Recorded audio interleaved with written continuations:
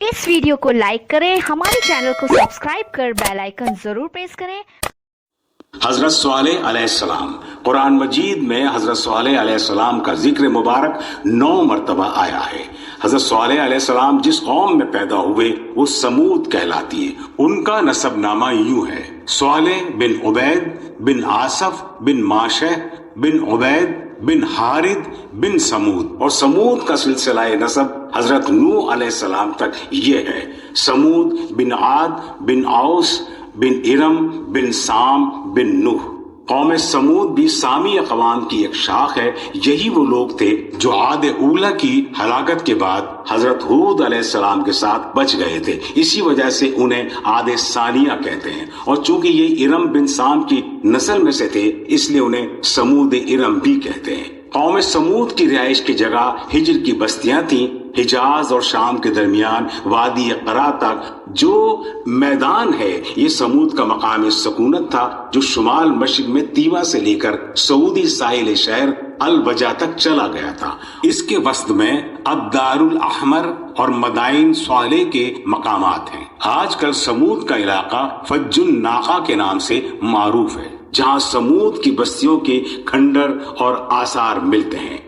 समूद का जमाना हजरत इब्राहिम अलैहिस्सलाम से बहुत पहले का है। अहले समूद भी अपने से पहली कौमों की तरह बुत परस्ती का शिकार हो गए थे। खुदाए वाहिद के अलावा बहुत से माबूदान बातिला के परस्तार और शिर्क में मुब्तला हो गए थे। इसलिए उनकी इस्लाह के लिए अल्लाह ताला ने आदत के मुताबिक उन्हीं में से एक शख्स हजरत स्वालेह अलैहिस्सलाम को नबी और अपना पैगंबर बनाकर भेजा, ताकि वो उन्हें राय रास्त पर आने की दावत दें। सो हजरत स्वालेह अलैहिस्सलाम ने अपनी कौम को तौहीद और राय हक की दावत देना शुरू की। लेकिन ये लोग ताकत, शान और शौकत और कुव्वत के नशे में इस कदर मस्त थे कि स्वालेह अलैहिस्सलाम की बात मानने के लिए तैयार न हुए। ये इतने ताकतवर और माहिर थे, पहाड़ों में तराश कर घर बनाया करते थे। गरज चंद लोगों के अलावा बाकी कौम के अमीर, मालदार और सरदार लोगों ने ईमान कबूल नहीं किया, बल्कि हजरत स्वालेह अलैहिस्सलाम और उनके पैरोकारों का मजाक उड़ाने लगे और कहा, ऐ स्वालेह, अगर आप वाकई खुदा के पैगंबर हैं तो कोई ऐसी निशानी दिखाएं कि हम आपकी सदाकत पर ईमान ले आए। स्वालेह अलैहिस्सलाम ने कहा, ऐसा ना हो कि निशानी आने के बाद तुम फिर भी न मानो। तो उन्होंने ताकीद से कहा कि हम फिर ईमान ले आएंगे। तब हजरत स्वालेह अलैहिस्सलाम ने उनसे कहा वो किस किस्म का मौजज़ा और निशानी चाहते हैं। तो उन्होंने कहा कि सामने वाले पहाड़ से या बस्ती के उस पत्थर से जो किनारे पर नस्ब है, उसमें से एक गावन ऊंटनी निकले और वो फौरन बच्चा जने। हजरत स्वालेह अलैहिस्सलाम ने अल्लाह से दुआ की। फिर उसी वक्त यकायक सबके सामने पहाड़ से एक हामला ऊंटनी जाहिर हुई और उसने उसी वक्त बच्चा जना। ये देखकर उनमें से कुछ लोग तो ईमान ले आए, लेकिन अक्सर ने जिद और अनाद की वजह से ईमान कबूल नहीं किया। हजरत स्वालेह अलैहिस्सलाम ने कौम को तंबीह की कि देखो, ये ऊंटनी तुम्हारे मुतालबे पर अल्लाह की तरफ से भेजी गई है, उसको हाथ न लगाना। और कौम के सब जानवरों के लिए एक दिन पानी की बारी होगी और एक दिन इस ऊंटनी की बारी होगी। कुछ वक्त यूं ही चलता रहा, लेकिन आखिर में कौम से ये बर्दाश्त न हुआ। लेकिन किसी को इस ऊंटनी को कत्ल करने की जुर्रत भी नहीं होती थी।